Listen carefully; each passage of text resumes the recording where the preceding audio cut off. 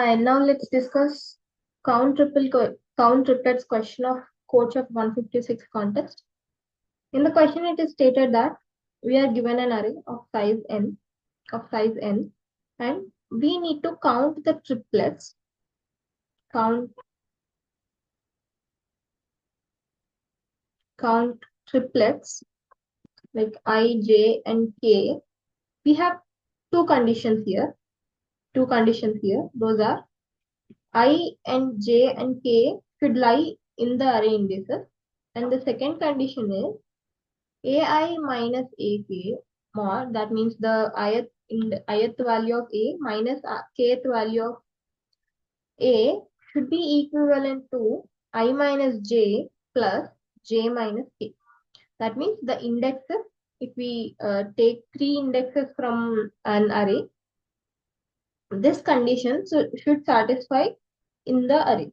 So how we can proceed? Let's see the constraints and see how we can approach this. The n value varies from 2 into 10 power 5 and ai varies from 1 to 100. The first and basic approach what we think of is brute force approach is what we think we have to use three loops.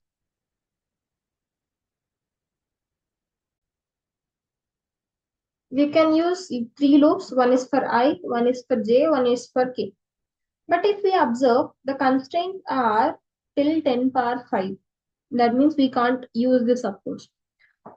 Let's make some observation from this and try to transform this equation into some other simplified equation and know how to solve this. If we see the elements in the A are from 1 to 100. That's it. That means in this equation, if we see AI minus AK, even this values will range from 1 to 100 or 99. If the minimum value in the array is 1 and maximum value is in the array is 100, if these are the indices for those, like let's say this is ith index, this is kth index, this will be the minimum range, this will be the maximum value. If we subtract these two, the values will be only 99. That means this values will be only 99. If AI minus AK is only 99, we can say this value, that means I minus j plus k, j minus k will also lie between 1 and 99, right? AI minus AK, if this is lying between 99, even this case will lie between 99, right? As these both are equal, this is the base case which we have. This is the main observations which we can make, right? This value will range only between 99. So if we try to see I, j, k in some number line, let's see why we are doing that. If we see a, I and ak are having some relation with j and k. Here if we see ai is contributing only once and this index is contributing only once, and the difference which we have in this equation is jth index, right? The jth index is varying, the I is being constant, but jth index may vary from many indices, like ai will be kept constant, aj will be kept constant, sorry, ak will be kept constant. That means I and j will be constant. But when j is varied, that means if j is less than, sorry, j is less than I, or j can be between I and k, and j can be greater than k. That means j is varying, right? J is varying, but I and k are kept constant. So let's draw this on a number line.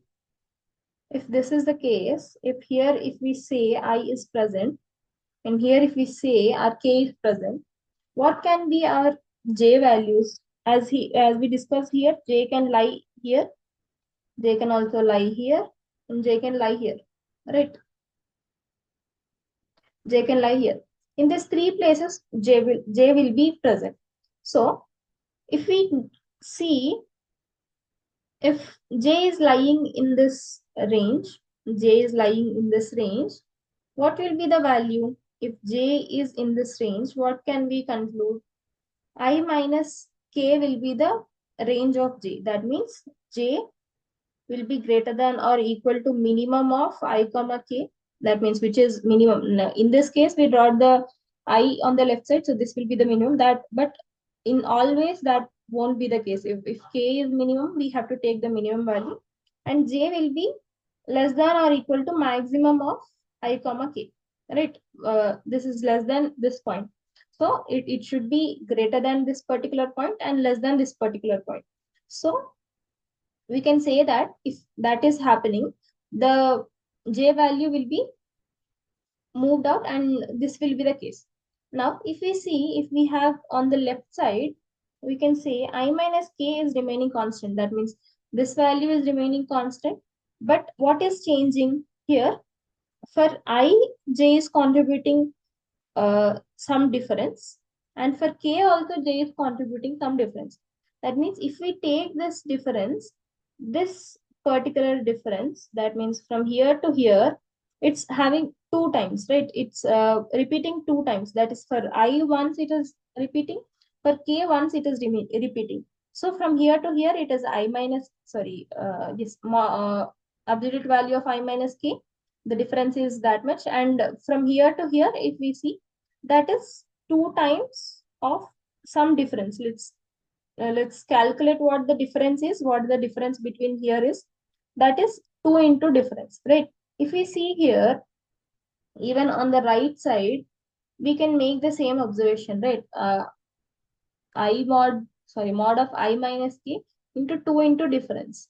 That means for k it is having some difference value d. Let's take this distance is d, and for I value also the same distance is occurring.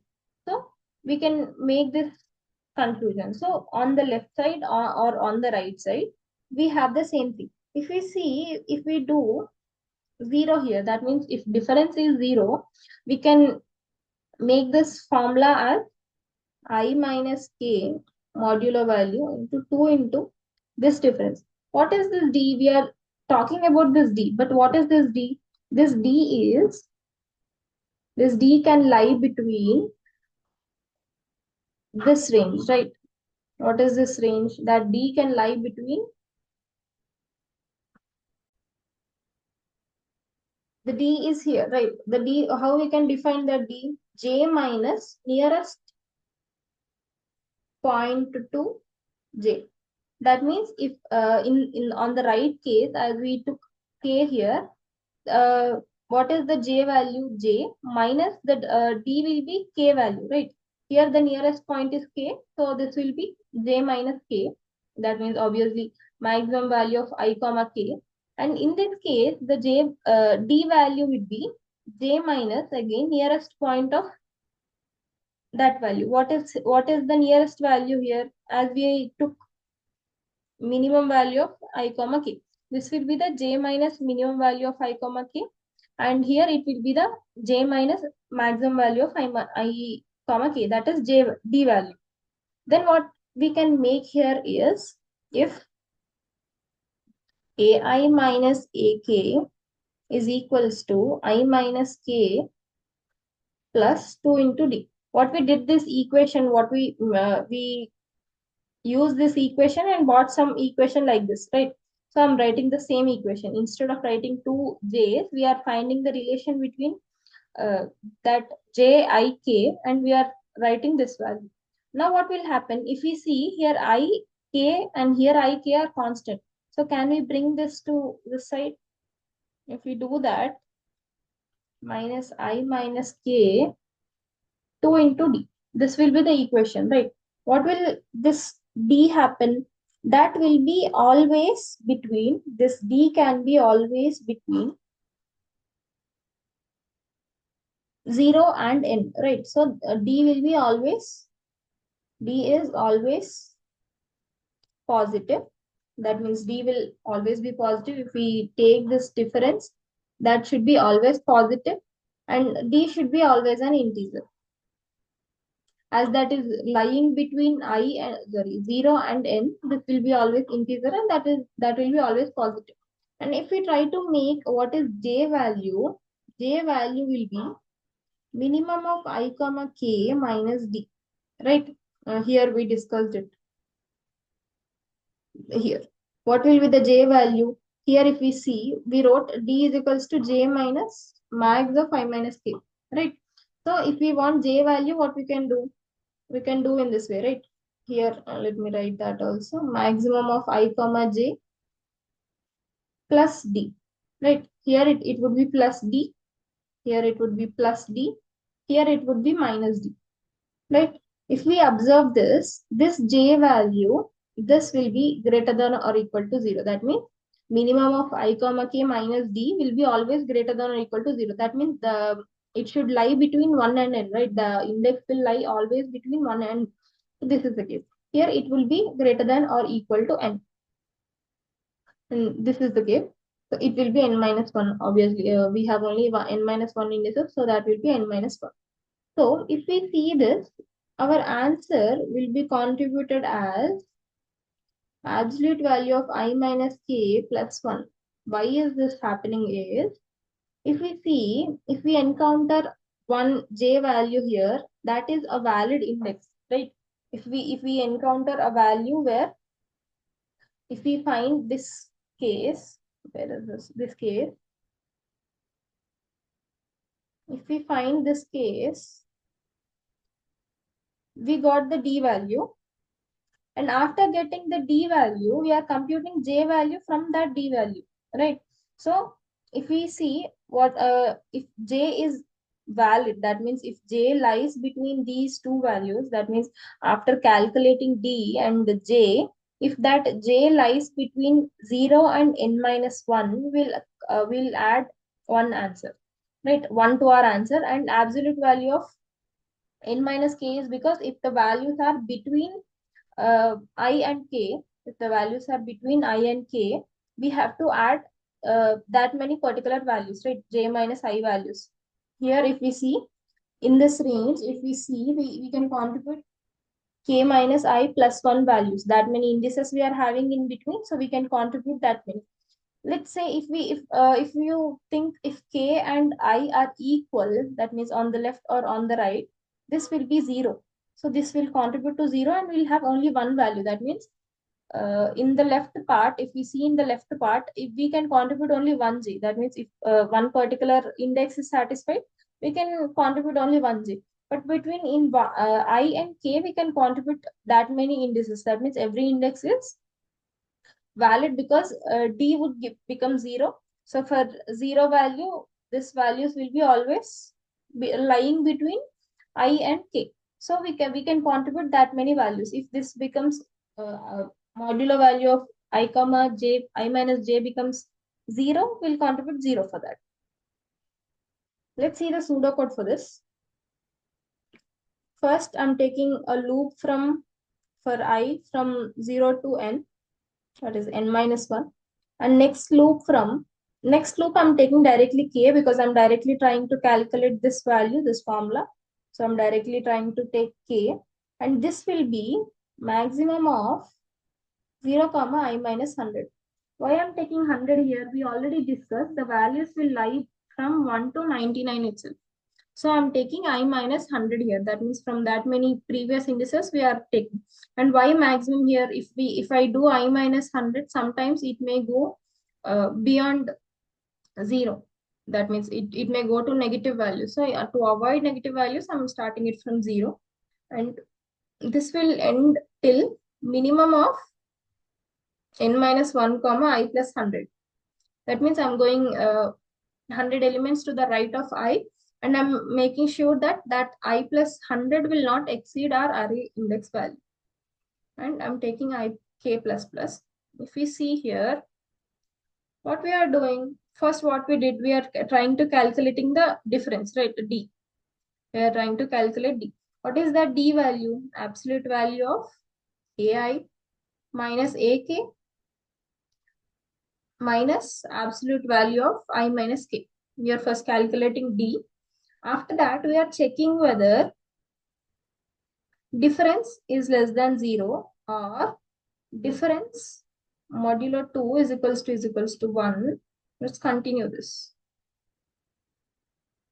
If difference is less than 0, that means we made a condition there, right? D should be always positive. And if it is odd also, we can't make solutions because we are taking 2 into D. If we do this, J value will be something around J by 2, sorry, D by 2. So if D is odd value, we'll have some 5.5 or 6.6 in some point values. And we already made a assumption that those will be always integers. D will be always an integer value. So if we have decimal values, we have to eliminate. That means if that D is odd, we have to eliminate that. So we are continuing the loop. Next, we have to check whether difference is equal to 0. If difference is 0, what we are doing?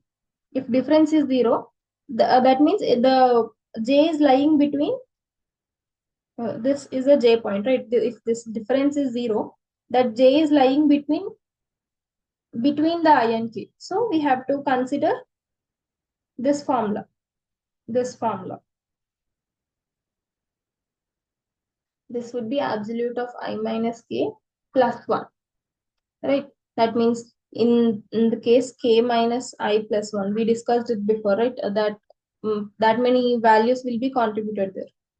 So we are doing that. Next, we'll continue here because if that is the case, we are calculating each and every point there and moving to next iterations. Continue.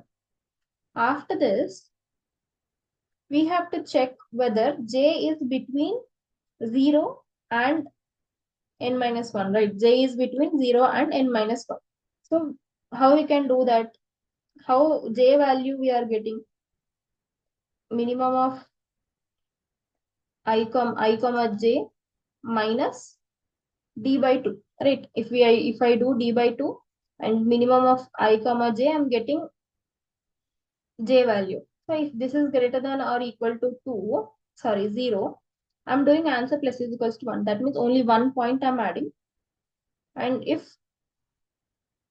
maximum of I comma K plus D by 2, if this is less than N, well, let's write less than or equal to N minus 1, we are adding plus 1 to our answer. That means we are adding 1 point to that answer. This is the case. We have to close the kth loop. We have to close I loop. Did we handle each and every case? For checking for positive value and integer, we are taking a condition. If the difference is 0, that means J lies between I and K. We are adding that many points to our answer. Next, if J lies between 0 and n minus 1, and if difference is not 0, we are adding only 1 point. Right? Is it clear? Next, what will be the time complexity here? The time complexity would be I is running for n times. The loop ith loop is running for n times. But when we see here, kth loop, the maximum value would be I minus 100 to I plus 100. Right? I minus 1 to I plus 100. That means for each I, we are, sorry, this is multiplication. For each I, we are running 200 times. So what will be in big O terms? This is big O of n, right? If we see the space complexity, this is constant because we are not using any extra data structure. Thank you.